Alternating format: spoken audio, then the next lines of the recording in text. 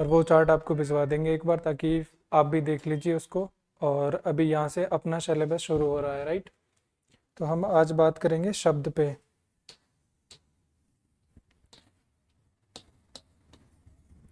हमने पहले बात की थी वर्ण पे, कि वर्ण क्या होते हैं। जी नमस्ते। हाँ भिजवा देंगे वो, आज आज भिजवाएंगे वो। हाँ जी, कल हमने देख लिया था कि वर्णों के योग से शब्द बनते हैं।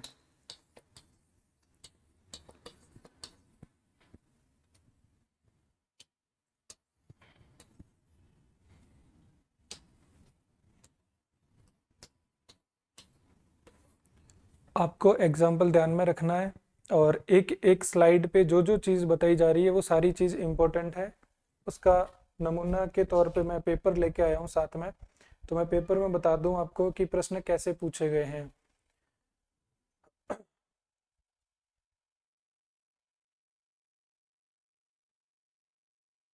आपको पेपर दिख नहीं रहा होगा।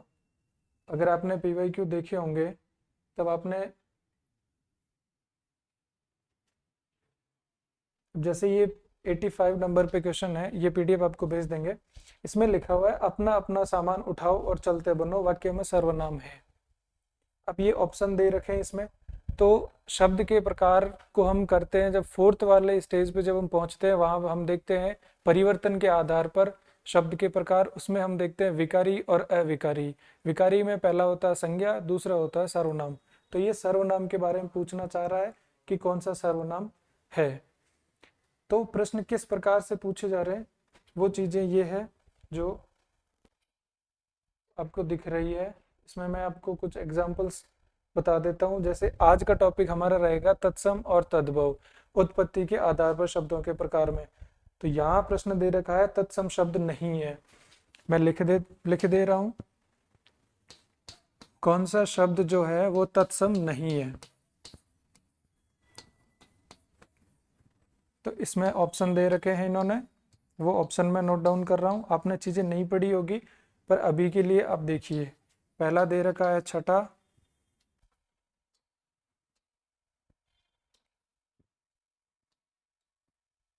अगला दे रखा है मकर, चीता और बंधन। अब इनमें से आपको राइट ऑप्शन पिक करना है। तो ये सारी चीजें हम देखेंगे। पहले ये चीजें नहीं पूछी जाती, पहले पूछी जाती थी किसी समय में कि चावल का तत्सम रूप या तद्भव रूप कौन सा है। तो सिंगल वर्ड नहीं पूछा जा रहा अभी। अभी जो चीजें पूछी जा रही है ग्रुप में पूछी जा रही है। इसमें एक प्रश्न शायद मिसिंग है। पर्यायवाची के तौर पे भी कैसे पूछे जा रहे हैं उन पे डिस्कस करेंगे हम, कल से साथ लेके चलेंगे जो टॉपिक याद करने के लिए अपने उनको भी। तो ये है कसौटी। कसौटी शब्द है।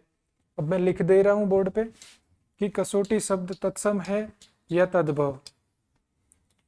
इसके बारे में भी ऑप्शन दे रखे हैं आपको। तो हम इसकी ट्रिक्स देखेंगे कि हम इसको एलिमिनेट कैसे करेंगे ऑप्शंस को, और कैसे अपन आंसर तक पहुंचेंगे। तत्सम, तद्भव, देशज और विदेशी। तो ये जो ऑप्शंस के अंदर आपको जो शब्द मिल रहे हैं ना, इन शब्दों की मीनिंग भी आपको हम बताते चलेंगे साथ में। इससे होगा क्या कि आपको पता चलेगा कि आपका सिलेबस डिराइव कैसे हुआ है। तो हम सबसे पहले शब्दों के बारे में हमने एक एग्जाम्पल लिया था, किसी को याद हो तो आप साथ के साथ नोट करते रहिएगा। हेडिंग लगा दीजिए शब्द और परिभाषा पूछी गई है। परिभाषा आपको बता दे रहा हूं मैं। अपने को कोई लेंदी परिभाषा नहीं लिखनी है, अपने को लिखना है वर्णों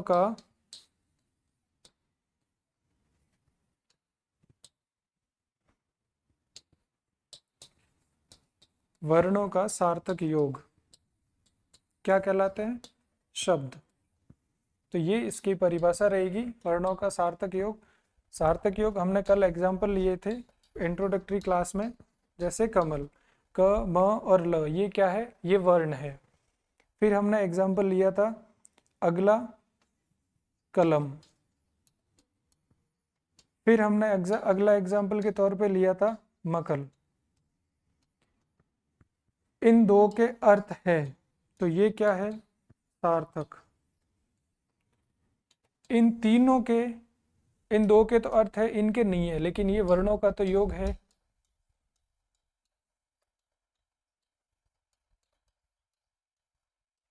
आपको ध्यान रखना है, हम जब वाक्य शुद्धि भी देखते हैं तब उसमें क्या किया जाता है कि कुछ चीजों को आगे पीछे कर लिया जाता है, जिसकी वजह से वो वाक्य हो जाता है अशुद्ध। वर्णों का सार्थक योग, अब समझ गए होंगे, नहीं तो आप अधूरा लिखेंगे।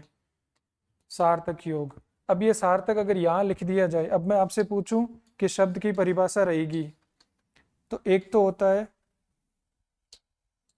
पहला ऑप्शन, मैं अगर आपके सामने रखूं, सार्थक वर्णों का योग। एक रखूं वर्णों का सार्थक योग,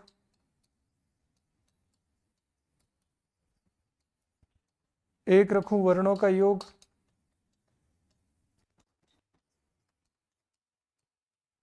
और एक रखूं निम्न में से कोई नहीं।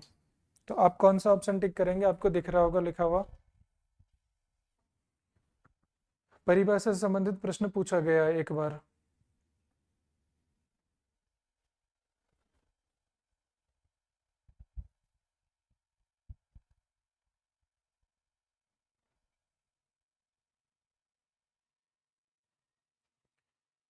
तो हमने जैसा कि देखा है, वर्णों का सार्थक योग, सेकंड ऑप्शन हम टिक करेंगे। वर्ण तो सार्थक ही होते हैं, तो ये चीज आप इसमें नोट करने वाली चीज आप नोट कर लीजिए। साथ के साथ आप नोट कर रहे हैं, अगर आपको नहीं दिख रही कोई चीज तो आप कमेंट कर लीजिए या माइक ऑन करके बोल लीजिए।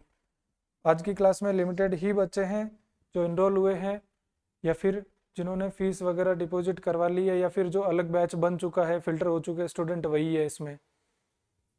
तो अभी आपका ध्यान पूरा पढ़ने पे ही होना है, तो ये चीज़ आपको नोट करनी है। शब्द हेडिंग लगाइए, उसके बाद में परिभाषा में लिखिए वर्णों का सार्थक योग, और फिर ये एग्जाम्पल लिखिए, कमल, कलम, मकल। अब इस पे अगर शिरोरेखा हम खींच लें तो ये शब्द बन गए। इसका कोई अर्थ है नहीं, इसलिए ये सार्थक है नहीं। तो वर्णों का योग तो है, लेकिन सार्थक ये दो ही है, तो परिभाषा ये बनी वर्णों का सार्थक योग। ये नोट कीजिए, फिर आगे लिखते हैं अपन। हो गया नोट? अगला टॉपिक हम इसी में, अगर हम शब्द लिया है तो हमने सबसे पहले शब्द की हमने देखी परिभाषा, कि शब्द की परिभाषा क्या होती है, वर्णों का सार्थक योग। परिभाषा हमने देख ली। अब शब्द है तो शब्द के प्रकार भी होंगे और उनका वर्गीकरण भी होगा। तो अब हम बात करते हैं वर्गीकरण पे। तो शब्द के वर्गीकरण की बात करते हैं हम। तो इसमें सबसे पहला वर्गीकरण क्या रहेगा, किसी को पता है तो आप कमेंट कीजिए। पहला वर्गीकरण हम लेते हैं उत्पत्ति के आधार पर।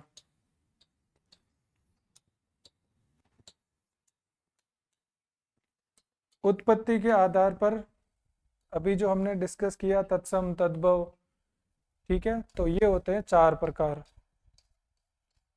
पहला प्रकार होता है तत्सम, दूसरा प्रकार है तद्भव, तीसरा है देशज, और चौथा है विदेशी।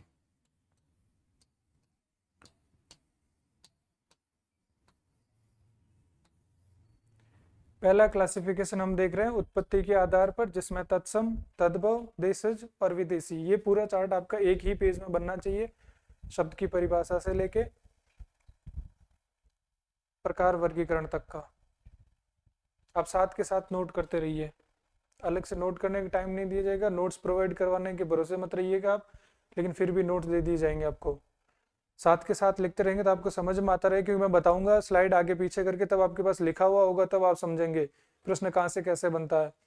यहाँ से पहला प्रश्न परिभाषा का था, दूसरा प्रश्न बनता है उत्पत्ति के आधार पर कौन सा प्रकार नहीं है, क्योंकि चार ऑप्शन है अपने पास में। तो उत्पत्ति के आधार पर कई किताबों में दिए जाते हैं पांच प्रकार, जो कि पांच होते नहीं है। पांचवें प्रकार के तौर पे दिया जाता है शंकर। शंकर विदेशी का ही एक पार्ट है, ये पांचवा प्रकार नहीं है। तो ये दिया जाता है ऑप्शन के अंदर, उत्पत्ति के आधार पर शब्द के प्रकार बताइए, जिसमें तत्सम, तद्भव, देशज और विदेशी, और फिर एक इन चारों में से एक नहीं देके उसकी जगह शंकर दिया जाएगा, तो वो ऑप्शन में अपने को एलिमिनेट करना है। तो ये 4 प्रकार है। उत्पत्ति का मतलब जन्म के आधार पर। ये नोट कर लीजिए, फिर आगे लिखते हैं। समझा दिए जाएंगे आपको सारे प्रश्न, कहाँ कहाँ से कैसा कैसा प्रश्न उठ सकता है, और फिर इसकी प्रैक्टिस भी करवा दी जाएगी टॉपिक पूरा होता ही। तब तक साथ चलते रहिए।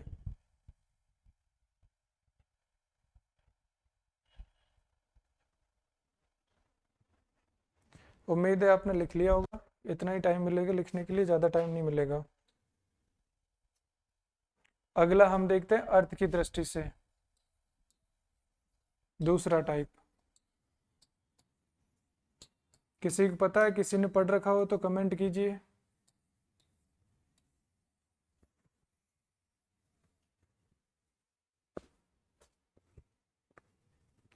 इसमें पहला मूल, या कहीं कहीं लिखा होता है रूट, तो एक ही बात है।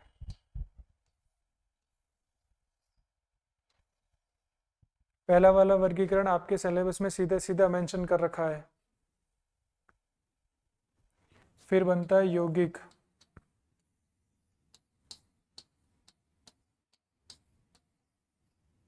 ये सिर्फ ओवरव्यू है, इसको डिटेल में भी पढ़ा जाएगा एक एक क्लासिफिकेशन को। आगे के 10 दिन में यही चीज़ें चलेगी, तो अभी से समझ लीजिए इनको। और ये बेसिक चार्ट आपको याद होना चाहिए। मूल या रूट, आगे फिर यौगिक, और तीसरा बनता है योग रूट।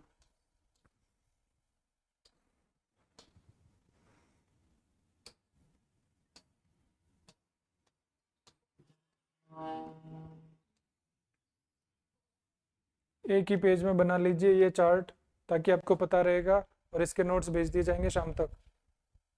साथ साथ लिखते रहिए, लिख रहे हैं नहीं लिख रहे हैं कोई कमेंट करके बताएंगे, पता तो चले। या लिखने में दिक्कत नहीं हो रही है, दिक्कत हो रही है, जो भी है बताइए, कमेंट तो कीजिए कम से कम।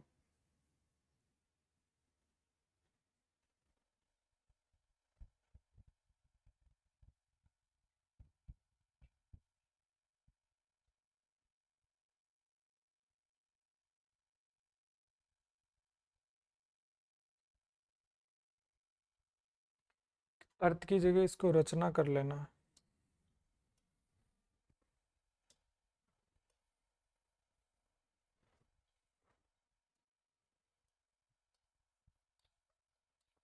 रचना की दृष्टि से, अर्थ की दृष्टि से मैं तीसरा इसी के साथ में लिख रहा हूं ताकि टाइम ना वेस्ट हो।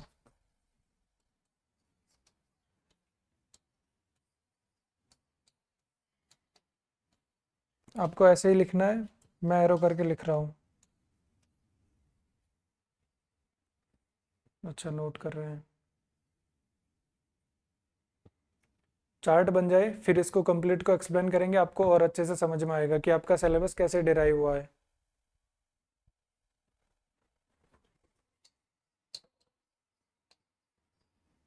ये वाचक है, ये लक्षक है, और ये व्यंजक है। अर्थ की दृष्टि वाला आपके इतना ज़्यादा काम नहीं आएगा, लेकिन लोकोक्ति मुहावरे हम जब पढ़ेंगे तब हम देखेंगे कि इसमें लक्षणा लेनी है, कौन सा अर्थ निकल रहा है, ऑप्शन एलिमिनेट करने में काम आएगा।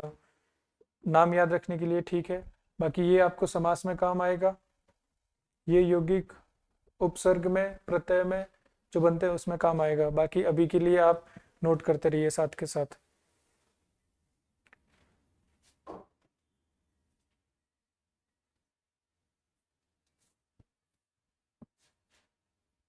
अर्थ की दृष्टि से नोट कर लीजिए, फिर आगे लेते हैं अपन परिवर्तन के आधार पर, जिसमें आपके संज्ञा, सर्वनाम, विशेषण, क्रिया, ये सारी चीजें।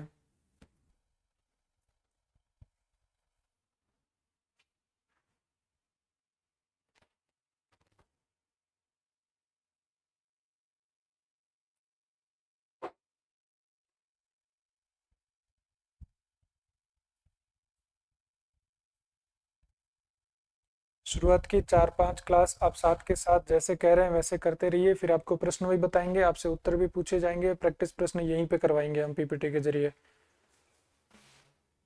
ताकि आपको समझ में आ रहा है कि नहीं आ रहा है, ये सारी चीज़ का पता चल जाएगा।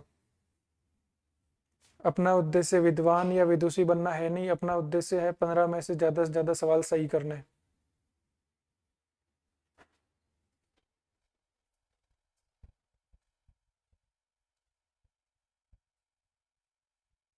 वो सारी चीज़ें करेंगे, रचना की दृष्टि से इनको डिटेल में पढ़ेंगे। अभी तो ये ओवरव्यू के तौर पे है आपके पास में, ये बर्ड व्यू है, हम इंसेक्ट व्यू भी लेंगे इसका।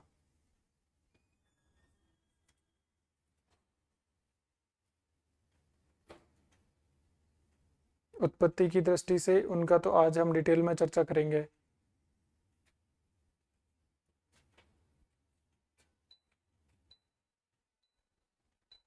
ये नोट हो गया होगा, नहीं तो आप रिकॉर्डिंग में से देख लेना, चार्ट भेज दिया जाएगा, वहां से देख लेना। अब हम लेते हैं फोर्थ टाइप, परिवर्तन के आधार पर। पहले तो परिवर्तन के आधार देखो आप कि परिवर्तन के आधार कौन कौन से हैं।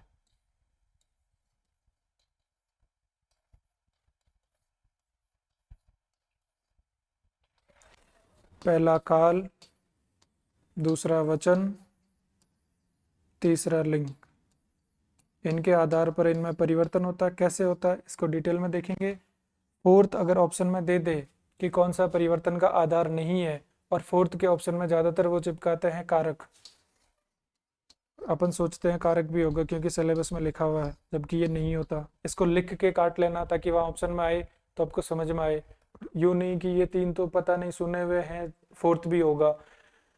आधार चार है परिवर्तन के, इनका क्लासिफिकेशन चार तरीके से है जो हमने देखा, और ये फोर्थ है परिवर्तन के आधार पर। और ये परिवर्तन किस किस आधार पर हो रहे हैं वो हमने देख लिया। काल, वचन, लिंग, कारक के आधार पर कोई परिवर्तन नहीं होता, इसको भी देखेंगे। ये आधार हो गए। अब इसके आधार पे जो परिवर्तन होता है उसको बोलते हैं विकार। तो इसके प्रकार होते हैं दो, हम दो प्रकारों को ले रहे हैं अभी। एक होता है विकारी और एक होता है अविकारी।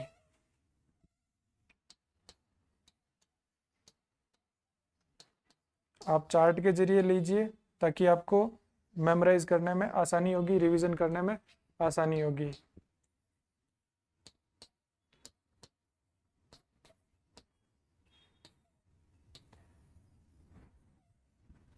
अब सबसे पहले तो हमने देख लिए क्लासिफिकेशन कितने प्रकार के थे, चार, जिसमें से ये फोर्थ पे है।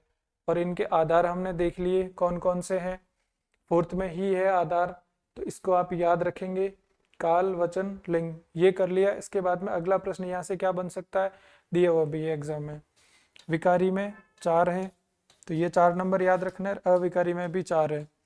विकारी में पहला क्या है, संज्ञा, जो आपके सिलेबस में दे रखी है।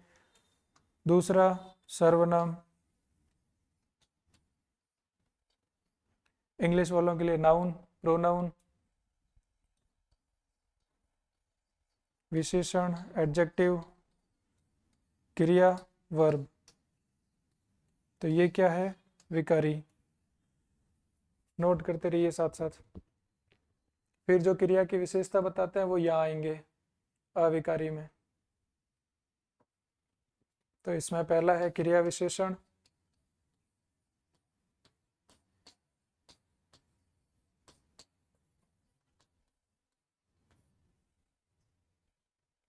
पूरा बोर्ड दिख ही रहा ना इनको तो।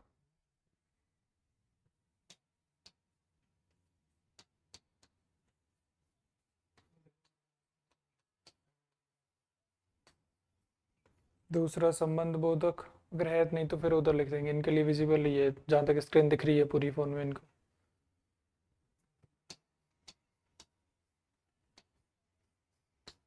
थर्ड है समुच्चय बोधक। मात्राओं की गलतियां मत करना, यहीं से साथ साथ सुधार करते जाना, किसमें कौन सी मात्रा आ रही है। परिवर्तन में देखो रेफ वाला र कहाँ आ रहा है। नहीं नहीं, ये सारा आप एक बार नोट कर लीजिए, सारा रिपीट करेंगे, शुरू से रिपीट करेंगे, डोंट वरी।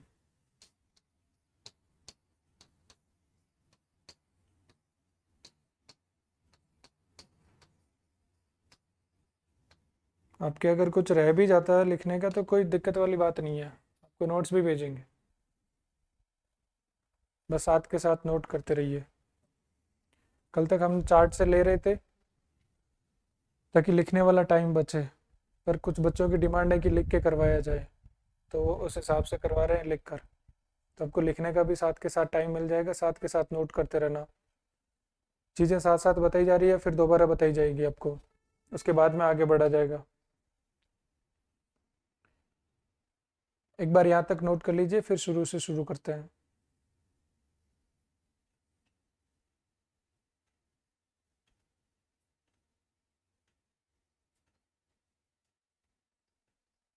विस्मयादि बोधक यहाँ लिख रहा हूँ।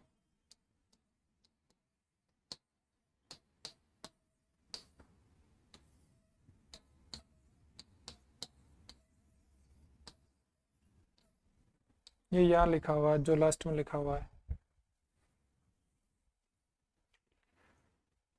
विस्मयादि बोधक, समुच्चय बोधक, संबंध बोधक और क्रिया विशेषण।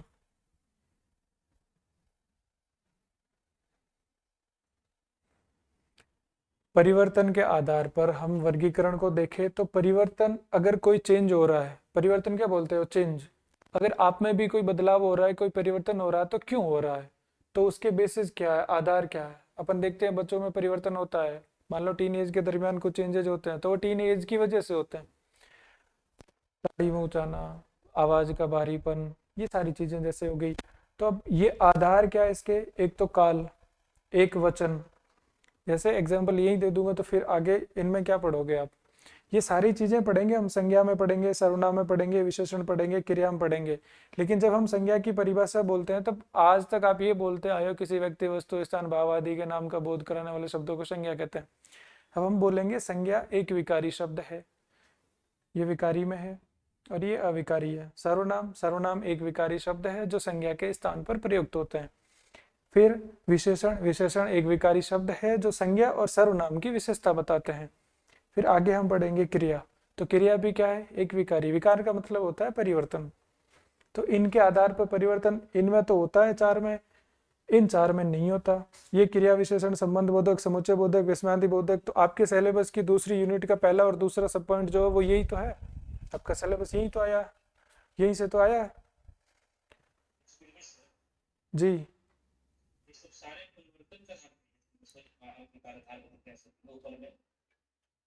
नहीं, आप समझे नहीं, मैं आपको एक्सप्लेन कर रहा हूँ। अभी एक बार लिखना बंद कीजिए, सब यही ध्यान देंगे एक बार। हमने सबसे पहले देखा शब्द की परिभाषा। शब्द क्या है, वर्णों का सार्थक योग। पेन चेंज कर लेता हूं। वर्णों का सार्थक योग, इसमें ये ध्यान रखना है कि सार्थक होना चाहिए अर्थ के साथ में, जिसका कोई अर्थ निकले। इन दो के अर्थ निकल रहे हैं, इसका कोई अर्थ नहीं है, ठीक है। इसके बाद में हमने देखे टाइप्स, जिसमें हमने देखा सबसे पहले परिभाषा देख ली, फिर हम वर्गीकरण में जा रहे हैं। पहला वर्गीकरण है उत्पत्ति के आधार पर। उत्पत्ति का मतलब होता है कि शब्द है जिसकी हम चर्चा कर रहे हैं, तो उन शब्द का जन्म कहाँ हुआ, इसके आधार पर। तत्सम, तत् मतलब उसके, सम मतलब समान, किसके समान, संस्कृत के समान। इसको हम डिटेल में कर रहे हैं, अभी आज ही की क्लास का एजेंडा ये कि तत्सम तद्भव हम करेंगे आज की क्लास में। तत्सम, एक तो तत्सम, दूसरा तद्भव, तीसरा देशज, जो देश की अंचल से, देश के मूल, जैसे बिगड़े हुए नाम हो गए, सब्जियों के आभूषण वगैरह, ये सारी चीजें हो गई, ये इस पे बात करेंगे हम। फिर आते हैं विदेशी। तो यहाँ ध्यान रखना है, उत्पत्ति के आधार, पहला प्रश्न पूछा जाएगा उत्पत्ति के आधार पर शब्दों के प्रकार पर कौन सा प्रकार नहीं है, तो हमें दिया जाएगा पहला तत्सम, दूसरा तद्भव। जहां जहां चार टाइप्स हो रहे हैं ना, वहां आप मान के चलिएगा कोई ना कोई एमसीक्यू प्रश्न बनेगा, राइट। तो तत्सम, तद्भव, देशज, और यहाँ अपने को पता है एक विदेशी है, पर विदेशी की जगह उसने लिख दिया शंकर, क्योंकि आप वो भी पढ़ते होंगे, अलग अलग किताबें अगर पढ़े, तो आपको कोई भी कंटेंट फॉलो नहीं करना, आपको यहाँ इन चीज़ों पे ध्यान रखना कैसा कैसा सवाल बन रहा। तो ये नहीं होगा, कौन सा नहीं है, किसके आधार पर, उत्पत्ति के आधार पर। उत्पत्ति मतलब जन्म। तो ये चार ऑप्शन हो गए, अपने को ये एलिमिनेट करना कि ये नहीं है, बाकी ये चार है। तो ये चीज़ आपको समझ में आ गई। अगला क्लासिफिकेशन का देखते हैं हम। तो अगले क्लासिफिकेशन में देखा रचना की दृष्टि से। रचना का मतलब होता है बनना, कि कैसे बना होगा कोई शब्द। कोई शब्द होगा जो मूल रूप में होगा, जैसे किसी का नाम हो गया तो वो मूल या रूढ़ होता है। उसके बाद में दूसरा टाइप अगर हम देखें तो वो है यौगिक। यौगिक मतलब जो योग से बना हो, जैसे यौगिक शब्द ही इसका बेस्ट एग्जांपल हो गया। जैसे योग और इसमें एक प्रत्यय जुड़ा, और ये ध्यान रखना एक प्रत्यय छोटी ई की मात्रा, कल बात की थी, छोटी ई की मात्रा इधर, ई की मात्रा लग गई, फिर क बन गया यौगिक, और यहाँ मात्रा में वृद्धि हो जाएगी, तो यहाँ ओ की मात्रा वो आउ की मात्रा में तब्दील हो जाएगी, तो ये यौगिक। तो ये किससे बना? योग से। इसका मतलब यहाँ क्या लगाया हमने? प्रत्यय। तो प्रत्यय उपसर्ग से बने गए शब्द वो किस में आएंगे? वो यौगिक में आएंगे। फिर योग रूढ़, योग से तो बने हैं लेकिन उनका अर्थ रूढ़ है। जैसे पंख बोलते हैं कीचड़ को, समझने के लिए ध्यान दीजिएगा इस एग्जाम्पल। पंख बोलते हैं कीचड़ को, उसमें जब हम ज प्रत्यय लगाते हैं तब बनता है पंकज। और पंकज किसका पर्यायवाची है, कोई बताएगा? कमल का। अब कीचड़ में इसका मतलब शाब्दिक अर्थ क्या निकलता है? पंख में जिसने जन्म लिया, वो पंख में जन्म लेने वाला। पंख में तो बहुत सारी चीजें होती है, तो ये रूढ़ हो गया इसका अर्थ कि किसके लिए होगा? कमल के लिए ही होगा पंकज। अब मैं आपसे एक चीज और देखो, आप चार और पाई, चार पाई ये जुड़ता है। चार पाई का मतलब क्या होता है? अगर आप ग्रामीण परिवेश से जुड़े हो तो आपको पता होगा, चार पाई का मतलब जिसके चार पैर हो। चार पैर तो कुर्सी के भी होते हैं, पर उसको तो हम चार पाई नहीं बोल सकते। आपसे बोला जाए कि भाई मेहमान आए हैं, चार पाई लाई जाए, तो आप कुर्सी तो नहीं लाएंगे, या ऐसा तो नहीं बोलेंगे कुर्सी ला के लो, ये इसके भी तो चार पाई है, कहाँ दिक्कत है इसमें? लेकिन वो चार पाई के लिए रूढ़ हो गया अर्थ। योग है लेकिन अर्थ रूढ़ है। जैसे लंबोदर, लंबा है जिसका उदर, तो ये किसका पर्यायवाची है? गणेश जी का। ठीक है। पीताम्बर, पीले वस्त्र जिसने धारण करे हो, तो ये कृष्ण का पर्यायवाची है। तो ये अर्थ इसका रूढ़ हो जाता है, तो ये हमारे बहुवीर्य समास में भी काम आएगा। योग रूढ़ जो शब्द होते हैं उनमें कौन सा समास होता है? बहुवीर्य समास। जब हम समास पढ़ेंगे तब भी ये चीज लिखवाऊंगा मैं कि जो योग रूढ़ है वो किस में आएंगे? बहुवीर्य समास में आएंगे। तो ये चीज वहां भी लिंक होगी। समझ गए आप यहाँ तक की चीजें? इसके बाद में हम देखते हैं अर्थ की दृष्टि से कि इनका अर्थ क्या निकल रहा है। सबसे पहले हमने देखा उत्पत्ति, कि इनका जन्म कहाँ हुआ। दूसरा इनकी रचना, कि ये बने कैसे। तीसरा हम देखते हैं इनका अर्थ कैसे निकाला जाएगा। जैसे कुछ चीज बोली जाती है, वाचक, लक्षक और व्यंजक। वाचक जैसा मैंने बोला, कुमार मिट्टी गधे पर लाता है, कुमार गधे पर मिट्टी लाता है, इसका मतलब सिंपल सा है कि कुमार गधे पर मिट्टी लाता है, बस इतनी सी बात है। दूसरा लक्षक, जो ध्यान से नहीं सुनते वो मूर्ख है। अब इसमें ऐसा तो है नहीं कि जो ध्यान से नहीं सुनते वो मूर्ख हो ही गई लिटरली, पर इसका वाचन में जो वाचन किया गया वो अर्थ न लेके उसका एक लक्षण लिया जाता है, जैसे हम लोकोक्ति मुहावरों में भी करते हैं। फिर आता है व्यंजक। व्यंजक का मतलब होता है व्यंग्य, कटाक्ष, ठीक है, सटायर काइंड ऑफ। तो इसमें क्या है, जैसे मैंने कुछ चीज बोली, जैसे अपनी क्लास 2 बजे शुरू होती है और 3 बजने वाले हैं, मैं बोल दूं आपको कि 3 बज गए हैं, 3 बज गए, इसका मतलब ये है जो कंप्यूटर ऑपरेटर है उनको क्लास बंद करनी है, रिकॉर्डिंग ऑफ करनी है। 3 बज गए का मतलब ये है कि मैं क्लास बंद करके निकलने वाला हूँ। 3 बज गए का आपके लिए मतलब ये है कि आपको आपकी क्लास हो चुकी है, अब आप रिवीजन करें या अगला सब्जेक्ट ले, तो वो अर्थ निकाला जाता है व्यंजक में। ये चीजें सारी डिटेल में हम आगे पढ़ेंगे। अभी एक ओवरव्यू दे रहा हूँ आपको कि सिलेबस की जो दूसरी यूनिट का सब टॉपिक पहला और दूसरा है वो कैसे बने, उसका ओवरव्यू है आज की क्लास में। अगला हमने लिया जिसको हम और डिटेल में करेंगे, क्योंकि यहाँ से प्रश्न पूछे जा रहे हैं, हर बार प्रश्न पूछे गए, मैंने पेपर देखे आपके। परिवर्तन के आधार पर, कि चेंज किस आधार पे हो रहा है। जैसे इनका आधार बताया गया काल। जैसे मैं खेलता हूँ, मैं खेलता हूँ, मैं एग्जांपल लिख दिया, मैं खेलता हूँ।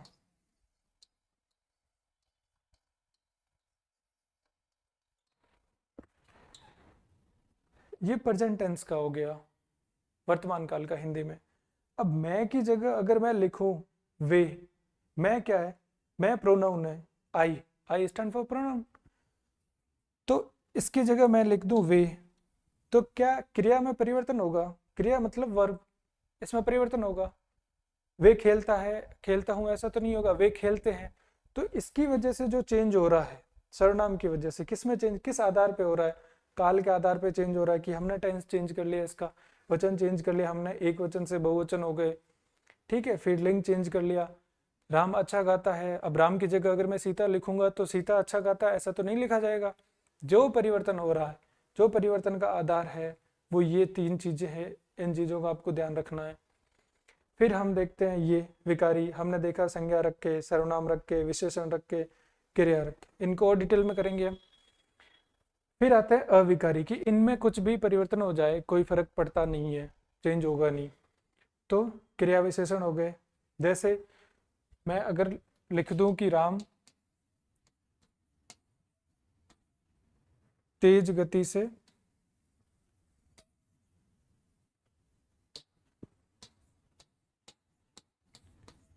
गति से दौड़ता है, तो दौड़ने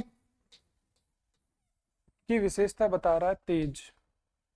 दौड़ना क्या है? क्रिया। क्रिया की जो विशेषता बता रहे हैं उसको कहते हैं क्रिया विशेषण, एडवर्ब इन इंग्लिश, ठीक है। अब राम की जगह मैं सीता लिखता हूँ, सीता तेज गति से दौड़ती है, तो चेंज किस में? क्रिया में हुआ, क्रिया विशेषण में तो कुछ नहीं हुआ।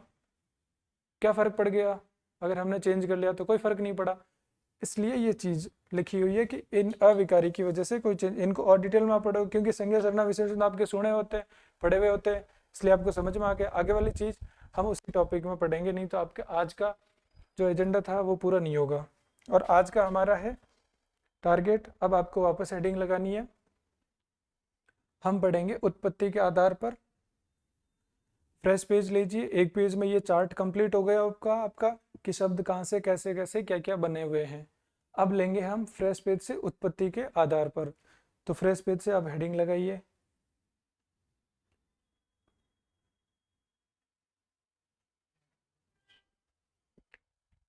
हम देखते हैं उत्पत्ति के आधार पर।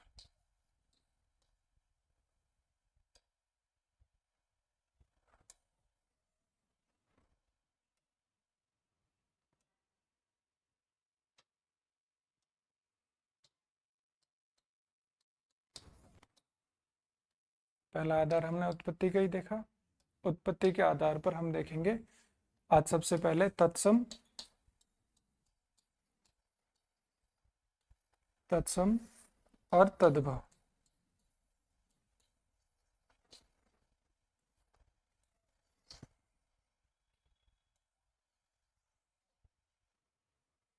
ये फ्रेश पेज से आपको ड्रॉ करना है। उत्पत्ति इनकी कहाँ से हुई? अब तत्सम कहाँ से है, तद्भव कहाँ से है? इन दोनों की जो जननी है, जननी मतलब माता, वो कौन है? संस्कृत। कहाँ से आए ये? संस्कृत से। आज आपने लगभग शब्द देखे होंगे, तत्सम कौन से है, तद्भव कौन से है। दो तरीके हैं आपके पास में।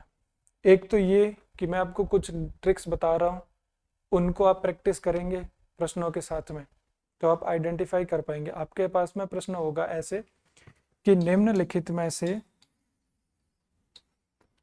से कौन सा तत्सम है? पहला तो ये। दूसरा, कौन सा तद्भव है? ये तो होता है आसान कैटेगरी का। इसी कैटेगरी को टफ करने के लिए निम्न में से किस विकल्प में सभी शब्द तत्सम है? तो इस कैटेगरी तक अभी तक आपका बोर्ड पहुंचा नहीं है, यहां तक गया नहीं है अभी तक। या किसमें कौन से सभी तद्भव है? इसमें क्या होगा, 3 ऑप्शन दे रखे होंगे या 2 दे रखे होंगे। जितने ज्यादा ऑप्शन होंगे उतनी ज्यादा डिफिकल्टी उस प्रश्न की बढ़ जाएगी। अब इसमें होगा क्या कि तत्सम में दे रखे हैं, जैसे मान लो 3 शब्द दे रखे हैं, इनमें से आपको पता है कि ये जो है सभी शब्द पूछे तत्सम, आपको ये पता है कि बी जो है वो तद्भव है, तत्सम है ही नहीं। वो आप ट्रिक बताता हूँ अभी, आपके लिए बहुत आसान हो जाएगा काम। वो है ही नहीं, तो आपका ये ऑप्शन एलिमिनेट हो जाएगा। इसी प्रकार से 3 ऑप्शन में ऐसा कुछ ना कुछ आपको मिल ही जाएगा और फाइनल आंसर आप निकाल लोगे। फिर कौन सा तत्सम है तो आपको देखना है, कौन सा जो तद्भव उसको काट दो, पता चल जाएगा। तो इसमें उल्टा करना है उसका। तो ये तो है आपके वहाँ पूछे जाने वाले प्रश्नों का प्रकार। ये आपने नोट करा होगा। प्रश्न का प्रकार आपको लिखने की जरूरत नहीं है, ये प्रैक्टिस शीट में आपको मिल जाएंगे। टेस्ट सीरीज मिल गई होंगे, आपने कोई दूसरी टेस्ट सीरीज ज्वाइन कर रखी होगी एकेडमी की, जिसमें एपीओ वगैरह वालों को दिए गए थे और आरजेएस प्रीलिम्स वालों की टेस्ट सीरीज शायद चल रही होगी या शुरू हो जाए, तब आप उसमें करेंगे। उसमें क्या करा जाएगा, इंपॉर्टेंट सारे शब्द है ना उनको ले लिया जाएगा, तो आपके लिए और आसानी रहेगी। अब ये नोट कीजिए, इसी एक पेज पे लिखना है। आपको एक चीज और है, आपके सिलेबस में एक शब्द लिख रखा अर्ध तत्सम। अर्ध तत्सम जैसा बेसिकली होता कुछ है नहीं, सीधी सी बात है। इसका मतलब इतना सा है कि जिस शब्द के 3 रूप है तो ही अर्ध तत्सम जैसा कुछ होगा, नहीं तो तत्सम से सीधा तद्भव ही बनता है। जैसे कि तत्सम क्या है, गोधूम, गोधूम से क्या बना, गेहूं, तो इसका कोई तद्भव हो नहीं सकता। लेकिन हम देखते हैं एक शब्द लेके, इसमें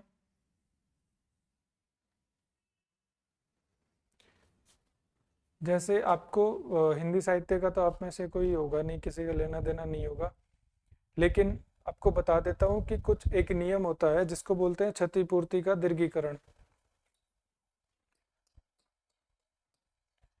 इसमें आपके लिए शब्द इंपॉर्टेंट है, क्षतिपूर्ति का कौन सा करण, दीर्घीकरण। तो दीर्घ ऐसे लिखा हुआ है, करण जब जुड़ेगा उसमें, उपसर्ग प्रत्यय भी आपके सिलेबस में है, करण जब जुड़ता है तब ये होता है बड़ी ई की मात्रा आती है पहले, जो भी लास्ट वर्ण होता है उसमें, तो दीर्घीकरण ऐसे लिखा जाता है। तो ये शब्द शुद्धि के हिसाब से साइड में नोट कर लेना आप। इसमें हम देखते हैं सबसे पहले कर्म। कर्म का अगला रूप बनता है कम, और कम का अगला रूप आता है काम। हम सीधा यही पूछते हैं कि आप कौन सा काम कर रहे हैं या आप कौन सा कार्य कर रहे हैं, ये चीज तो पूछने से रहे। कार्य का भी लेंगे हम, कार्य का क्या होगा तो उस पर भी बाद में बात करेंगे। नियम कैसे अप्लाई होता है, जैसे कर्म है, पहले बोला जाता था कर्म, मतलब प्राचीन काल में संस्कृत के समय में, फिर आई अपभ्रंश प्राकृत वगैरह मध्यकालीन कवियों की लैंग्वेज, जिसमें लिखी जाती थी कविताएं वगैरह, राइट। आपने नाम सुने होंगे स्कूल तक, तुलसी, कबीर, तो वो लिखते थे दो में कहीं कहीं कम। अब ये जो आधा वर्ण है, ये आधा वर्ण तब्दील होगा आ की मात्रा में, और पहले वर्ण में आ की मात्रा लग जाएगी, क में आ की मात्रा काम। जिन शब्दों के 3 रूप होते हैं उन्हीं में दूसरा वाला रूप क्या होगा, अर्ध तत्सम। एक चीज नोट कर लेना साइड में, जिन शब्दों के, नहीं तो आप बोलोगे कि अर्ध तत्सम तो पढ़ाया ही नहीं, जिन शब्दों के 3 रूप होते हैं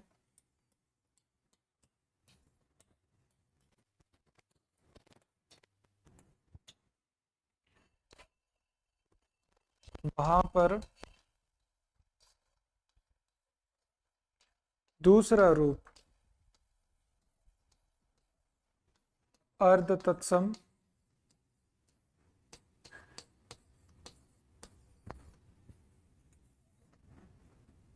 कहलाता है।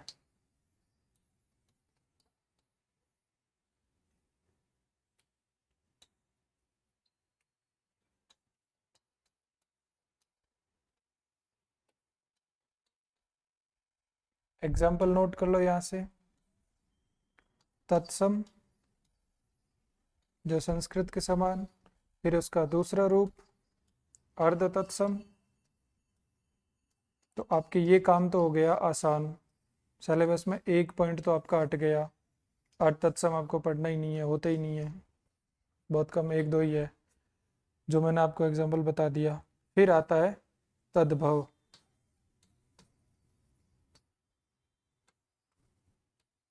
ठीक है, अदरवाइज इसको बाईपास कर लिया जाता है और ये ही होता है तत्सम तद्भव। या आपको मात्रा में तत्सम, ये नोट कर लीजिए, फिर हम तत्सम तद्भव को लेते हैं।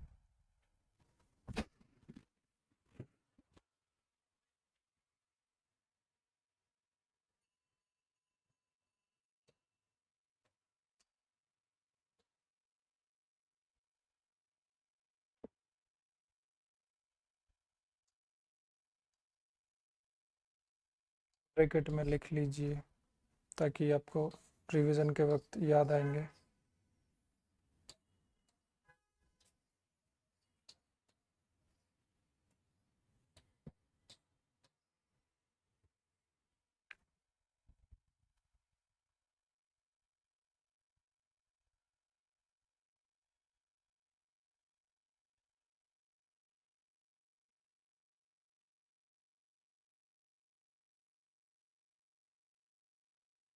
कमेंट बॉक्स में बड़ा करना थोड़ा, क्या लिख रहे हो आप, ये नोट कीजिए तब तक।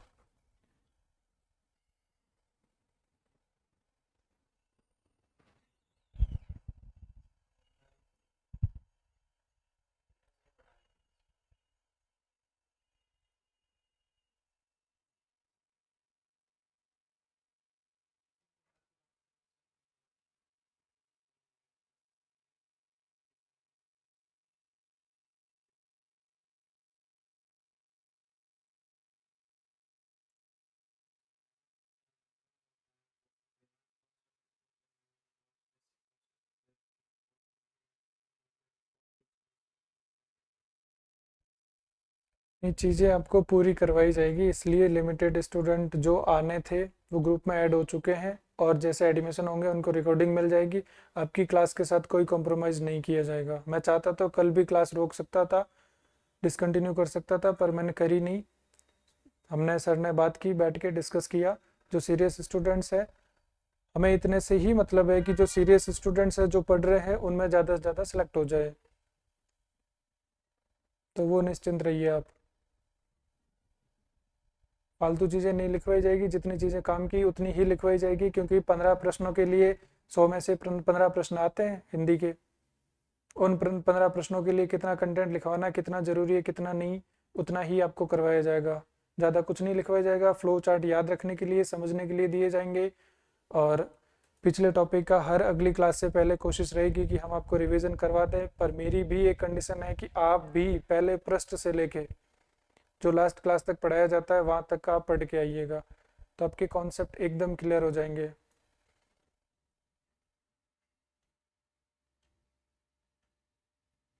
आपने यहाँ तक नोट कर लिया होगा, हम आगे लेते हैं।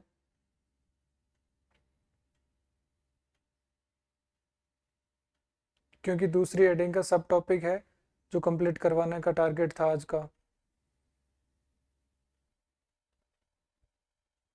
सर इसका एक और एग्जांपल दे सकते हैं? इसका और एग्जांपल एक होता है कार्य से संबंधित, कार्य, कज और काज। इसमें लिखा होता है एक तो कार्य, जिसको बोलने लग जाते हैं मध्यकाल में कज, और फिर ये बन जाता है काज। तो ये दोनों एग्जांपल आप साथ में नोट कर लीजिए। इसमें कुछ नहीं है समझने वाला, इसमें सिर्फ इतनी सी चीज़ है कि यहाँ जो कार्य था वो कज में बदला, और यहाँ जो ज आधा आ रहा है वो आधा ज यह आ के रूप में आ जाएगा।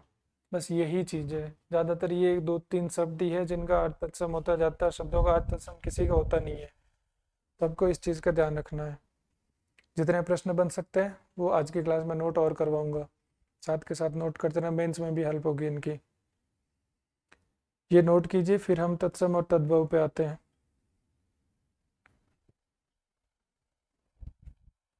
ये हो गया होगा नोट, नहीं तो आप रिकॉर्डिंग से कर लेना ना। हमने वही बात की थी, उत्पत्ति के आधार पर हम बात कर रहे थे।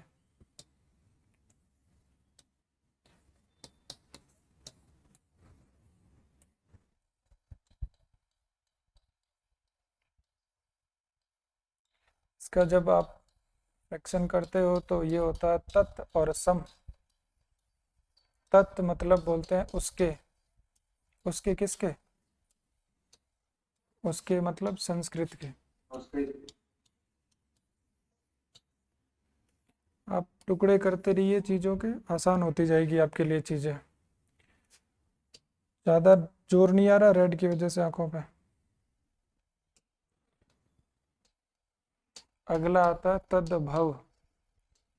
भव का मतलब होता है जहाँ से आया है, कहाँ से आया है, या किसके समान है। तो वो लेते हैं तो अपन ये भी संस्कृत से ही आता है। तो आप बोलोगे ये क्या मजाक हुई, दोनों ही संस्कृत से हो गए। तो हमने क्या बात की थी अभी कि जो दो रूप होते हैं, जैसे गोधूम, वो गोधूम से गेहूं, जो अभी हो गया, तो इससे एक नियम निकलते हैं। ये चीज़ आप नोट कर लेना, इसके साथ में परिभाषा पूछी गई है, एक आध बार दे दी गई होगी पेपर में, तत्सम का मतलब क्या है। तो इसमें पूछी गई थी एक चीज़, तो समानता, कि इनमें समानता क्या है। समानता का मतलब है कि इनकी जननी एक ही है, जननी मतलब माता। तो इनकी जननी कौन है, संस्कृत, एक संस्कृत से उद्भव हुए हैं और एक संस्कृत के समान, जो एज इट इज यूज में आ गए वो संस्कृत के समान हो गए, उनको तत्सम बोलने लग गए। जिनमें परिवर्तन हो गया समय के साथ में, उनको तद्भव बोलने लग गए। तो ये चार्ट की शुरुआत में आप चीज़ नोट कर लीजिए। फिर आपको नियम लिखवाते हैं, उन नियम को कौन से स्टेज पे किस नियम को अप्लाई करना है वो मैं बता देता हूँ। पहला विकल्प तो है आपके पास में ये कि इन नियमों को रखें, और दूसरा विकल्प ये है कि तकरीबन 2600 शब्द है जिनके तत्सम और तद्भव रूप है। या फिर इन 2600 को रट लीजिए, या फिर 5-6 नियम को समझ लीजिए, रटने की जरूरत उनको भी नहीं है, समझ लीजिए। इतना नोट कीजिए, जल्दी कीजिए, टाइम होने वाला है।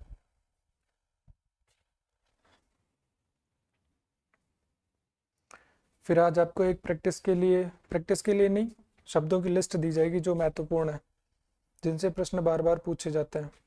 तो हम पहला नियम तो हमने इस एक शब्द से ही ले लिया। पहला नियम क्या लिया कि जो हम सामान्यतः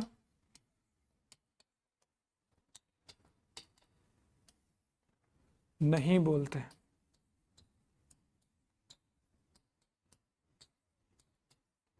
क्या पीते हो आप, दूध या दुग्ध? आप पीने लग गए हो दूध, लेकिन पहले की अगर पुरानी डायरीज वगैरह, डेयरी वगैरह देखोगे, उनमें लिखा होता है दुग्ध, तो दूध बोलते हैं इसको।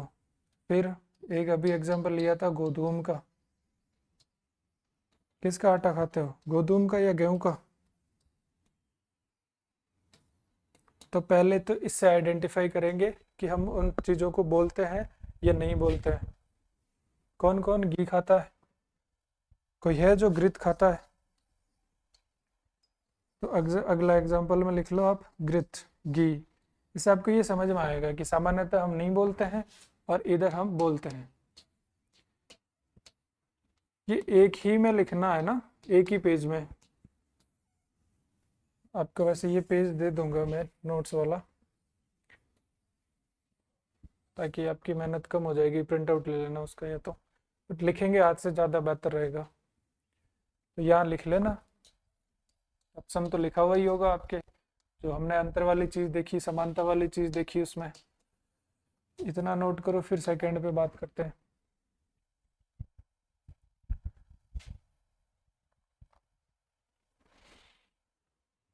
हो गया होगा नोट ये तो साथ साथ।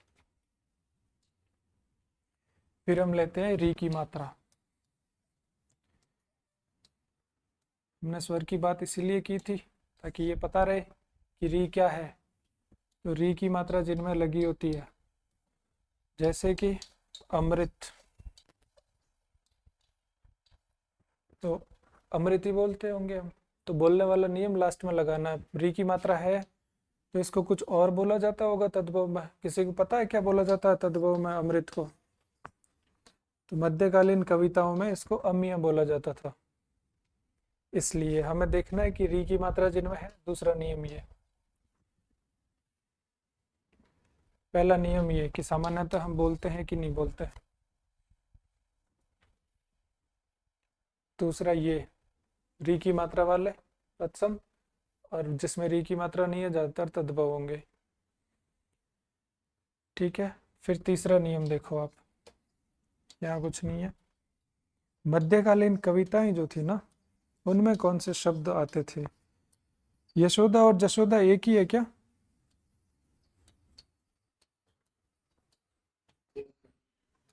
एक ही है, लेकिन यशोदा तत्सम है या जशोदा? यशोदा। यशोदा तत्सम है। यस। ठीक है, तो इसका मतलब यह जब भी आएगा तत्सम आएगा, और यहाँ पे जब हम लिखते हैं जशोदा, जशोदा कौन थी, सबको पता है, यह इसमें आ जाएगा। फिर हम लेते हैं श, फिर हम लेते हैं क्ष, इसको हम क्या बोलने लग गए, श को और क्ष को, इसके बारे में आप बताइए। शलगम वाले स को हम लेने लग गए सड़क वाले में, मध्यकालीन कविताओं में, और इस क्ष को हम लेने लग गए ख में। जैसे इसका एग्जांपल देखो आप, क्षेत्र, ठीक है, क्षीर, क्षीर बोलते हैं, अब बता भी दिया, क्ष को ख बोलते हैं, तो बताइए।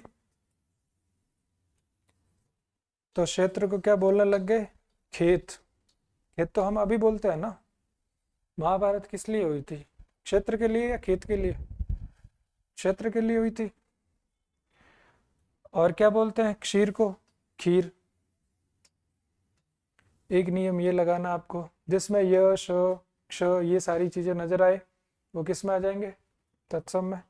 दूसरे वाले जो किस में बदल जाएंगे, य की जगह ज आ जाएगा, फिर श सलगम की जगह सड़क वाला आ जाएगा, क्ष क्षत्रिय वाले की जगह क्षेत्र, क्षीर ये बदल जाएगा खेत, और खीर में ये इंपॉर्टेंट शब्द कुछ इनकी लिस्ट दे देंगे, 50-100 के आसपास होंगे, रटने की जरूरत नहीं है, समझा देंगे आपको। तो दूसरे हेडिंग का सब टॉपिक पहला, आपके सिलेबस को आप साथ में लेके बैठेंगे ना, ये चीज का ध्यान रखना।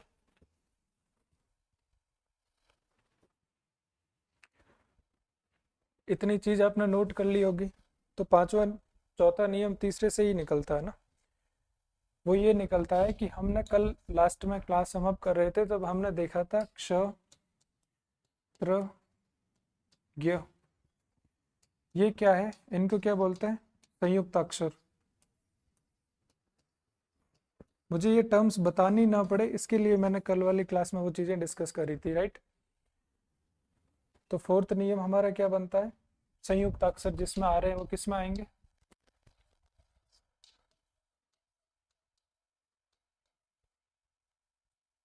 संयुक्त अक्षर में क्ष त्र ज्ञ, तो ये सारी चीजें किस में आ जाएगी, तत्सम।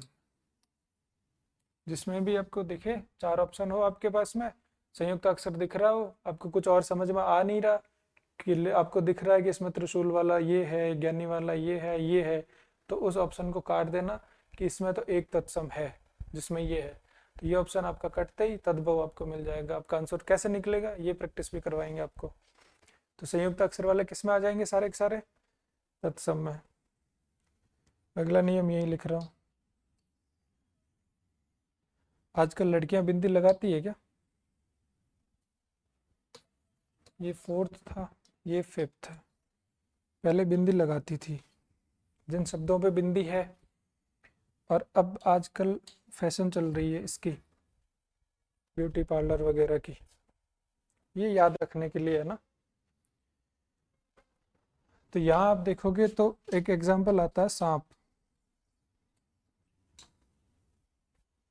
और यही अगर इसको देखोगे तो बिंदी ऐसा नहीं है कि इसकी बिंदी हटेगी, इसको हम बोलते हैं सर्प। सर्प में कौन सा नियम लग रहा है, अभी नियम पढ़े थे हमने पीछे, बताओ। संयुक्त अक्षर वाला, ये र आ रहा है ऊपर। संयुक्त अक्षर का एग्जाम्पल संयुक्त अक्षर खुद भी है, जैसे आधा क भी आ रहा है तो भी ये संयुक्त अक्षर का एग्जाम्पल है। जरूरी नहीं है ये छत्र ये हो, संयुक्त अक्षर का एग्जाम्पल संयुक्त अक्षर खुद भी है, क्योंकि इसमें भी आ रहा है संयुक्त अक्षर दो, ठीक है। बाकी और बताओ, कुआ बोलते हैं ना, तो उसमें भी बिंदी आती है, लेकिन पहली चीज तो ये चीज तो चलो सेम है, समझ में आ गई। कुएं का तद्भव क्या होगा जो हम बोलते नहीं है, तो क्या नहीं बोलते हम बोलते हैं ना, मुहावरे लोकोक्ति पढ़ते हैं ना कि ये कूप मंडूकता का शिकार है, रूढ़िवादी काइंड ऑफ, तो वहाँ कूप आता है। तो आपके सारे शब्द ना जुड़े हुए हैं, तो आप ज़्यादा लोड लेने की जरूरत नहीं है, सारी चीज़ें क्लियर होती जाएगी साथ साथ में। तो कूप का क्या रहेगा, कुआ, और सांप का सर्प हो गया। तो ये बिंदी का ध्यान रखना, बिंदी किस में आ रही है किस में नहीं आ रही। बिंदी आ रही है मतलब तत्सम, चंद्र बिंदु आ रहा है मतलब मेकअप वाली दुनिया में हम तो ये किस में आ जाएगा, तद्भव में। यहाँ तक की नोट करो, फिर सम अप करते हैं आज की क्लास को। एक लास्ट नियम रह जाता है कार वाला, लिख लिया होगा। नियम कुछ नहीं है, आपको याद हो गए होंगे, रटने जैसी इसमें कुछ है नहीं चीज़ें। 5 लिख लिए ना, 6 लिख लो, इतने बहुत। यहाँ ध्यान रखना, कार, कार वो वाली, जैसे स्वर्णकार है ना। आभूषण कहाँ बनवाते हो आप, इसको क्या बोलते हो आप, सोनार। अब बताओ, सोनार बोलते हो, सुनार बोलते हो, सुनार बोलते हो। फिर लोहे का सामान जो बनाता है उसको क्या बोलते हैं, लोहाकार।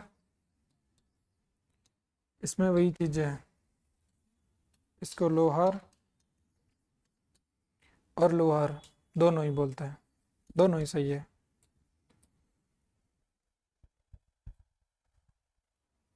ये चीज़ भी नोट कर लो, कार जिनमें लगाओ। ये प्रैक्टिस करेंगे ना, तो अभी 150 की लिस्ट आज मैं लिख के भेजता हूँ आपको। तो उसमें देखें ना, सारे नियम लगभग लगभग अप्लाई हो रहे हैं। तो पहला जो नियम था ना अपना, कि सामान्य बोलचाल की भाषा में, तो उस वाले को सबसे लास्ट में कंसिडर करना है। जैसे कुछ चीज़ें हम और देखते हैं, जैसे चित्रकार, चित्रकार को चितेरा बोलते हैं हम। तो ये पेज आपका नोट हो गया होगा, मैं यही नोट करना है। बाकी एग्जाम्पल के तौर पे मैं आपको बता दूं इसको यूज कैसे करना है ना। जैसे हम देखते हैं चित्रकार, तो चित्रकार किसको बोलते हैं, पेंटर को, पर हम उसको चितेरा थोड़ी बोलते हैं। लेकिन इसमें नियम कौन सा लग रहा है, इसमें नियम लग रहा है, आप ये देखो, त्र संयुक्त अक्षर वाला। कैसे कैसे नियम लगाने प्रैक्टिस में आएंगे आपके, बताता जा रहा हूँ आपको साथ में। जो चित्रकार में क्या आ रहा है, त्र संयुक्त अक्षर आ रहा है, तो ये क्या होगा, तत्सम। चित्र क्या होगा, तद्भव। एक सबसे फेमस एग्जांपल के तौर पे चलता है पलंग। अब पलंग पे बिंदी आती है, चंद्र बिंदु नहीं आता है ना, शब्द शुद्धि में ध्यान रखना। लेकिन पलंग तो हम बोलते भी है, पलंग पे बिंदी भी है, फिर ये क्यों आएगा इसमें, यहाँ तो चंद्र बिंदु वाला आता है। लेकिन इसमें एक नियम और भी है, आपको इसका तद्भव तत्सम पता है नहीं पता है, उस बेसिस पे भी इसका इफेक्ट पड़ता है थोड़ा सा। लेकिन पलंग को क्या बोलते हैं, आपने पढ़ा होगा, पलंग को बोलते हैं पर्यंक। यहाँ संयुक्त अक्षर आ रहा है। तो ये ऐसे कुछ शब्दों में जो है नियम अप्लाई होता है। यहाँ तक आपको समझ में आ गया होगा। आपका कोई डाउट हो तो 2 मिनट है, इससे ज़्यादा टाइम नहीं है अभी आज, तो आप बता सकते हैं। रिवाइज करवा दूँ नियम, हाँ जी, शाम तक मिल जाएगी 8 बजे के आसपास। रिवाइज करवा देता हूँ आपको एक बार ये सारे नियम। इसके बाद में आपके पास में जो भी बुक है ना, उस बुक से पढ़ लेना, पर उससे डाउट लेके मत आना, क्योंकि बहुत सारी चीज़ों में बहुत सारी गलतियाँ होती है, तो वो सारी चीज़ों को डिस्कस नहीं कर सकते हम यहाँ पे। तो हमने देखा उत्पत्ति के आधार पर, इनकी उत्पत्ति मैं फटाफट रिवीजन करवा रहा हूँ, प्रश्न कल लिखवाऊंगा, आज नहीं लिखवा पा रहा। संस्कृत से इनकी उत्पत्ति हो रही है, समानता यही है कि संस्कृत से इनकी उत्पत्ति है। तत्सम मतलब समान, किसके समान, संस्कृत के समान, ये इससे बदल के तद्भव में आ रहे हैं। और इनके बीच की स्थिति अगर 3 रूप होते हैं तो दूसरा वाला रूप क्या होगा, अर्ध तत्सम। फिर इस स्लाइड में हमने देखा था क्षतिपूर्ति का नियम। क्षतिपूर्ति का नियम क्या होता है, जिसमें दीर्घीकरण, दीर्घीकरण कैसे, जैसे हमने एक एग्जाम्पल लिया था कर्म, कर्म का सेकंड फेज में नाम बदला था कम, तो ये इसमें आधा जो आ रहा है वो बदलेगा आ की मात्रा में, तो ये बन जाएगा काम। 3 रूप इसके हैं, इसलिए दूसरे वाला रूप जो है वो अर्ध तत्सम में आएगा। फिर अगली बात हमने की थी कि अर्ध तत्सम अपने सिलेबस में लिखा हुआ है, लेकिन नोट डाल के लगा देना कि जिन शब्दों के 3 रूप होते हैं वहां पर दूसरा रूप अर्ध तत्सम कहलाता है।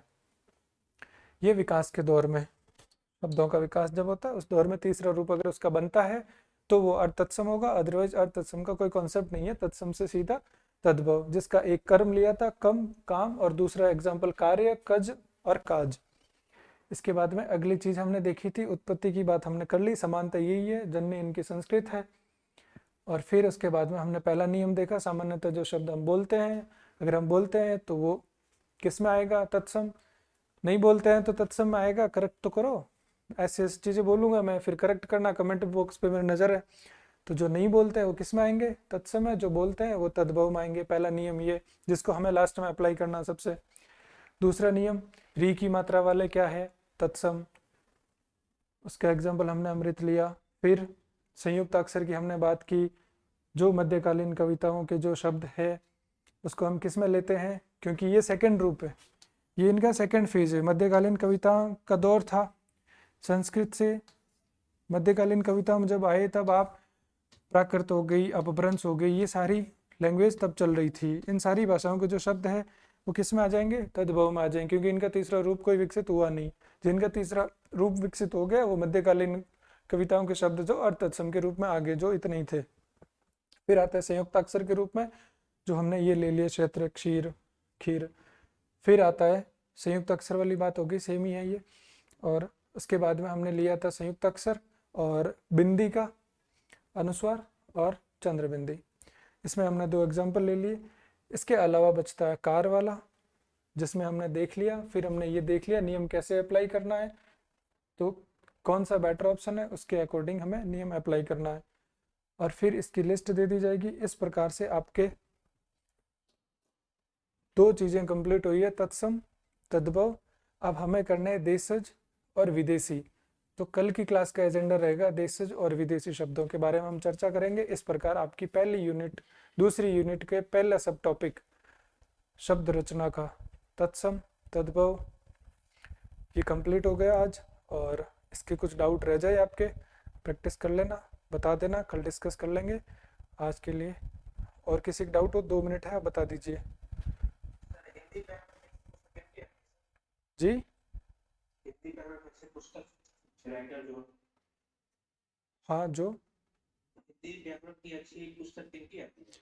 अभी बुक के बारे में आपको ज़रूरत नहीं है, बुक पढ़ने की इतना टाइम है नहीं, और आपको ज़रूरत नहीं पड़ेगी। आप 4 दिन क्लास के साथ बने रहिए, आपको खुद समझ में आ जाएगा। एक यूनिट में पूरी करवा दूँ, फिर आप किसी भी बुक को उठा के पढ़ लेना, सिर्फ उसी यूनिट को पढ़ना। Yes. एक बार करवा लो, तब तक आप साथ बने रहिए, आपको खुद पता चल जाएगा। PYQ जब बोलूँ तब देखना आप, ज़रूरत पड़ेगी तो मैं दिखा दूंगा साथ में। कल हम इसके 4-5 प्रश्न ले लेंगे और ये नियम याद करना, रिवाइज करके आना। और किसी को डाउट हो तो आप बताइए।